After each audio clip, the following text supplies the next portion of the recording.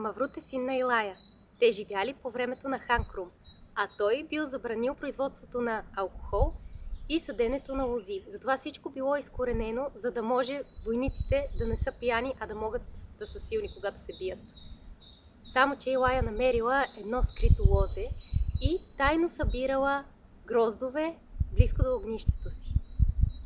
Това грозде станало на вино и тя давала на сина си всеки ден по една лъжица. Така той станал много силен. Една вечер хан Крум пуснал лъвовете си в града. На сутринта един лъв бил убит. Хан Крум намерил Маврут, който го бил убил, и го питал как е станал толкова силен. А Маврут казал: благодарение на отварата на майка ми.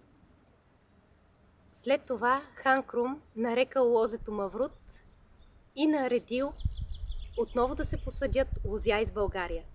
Това беше легендата за Маврут. За сорт.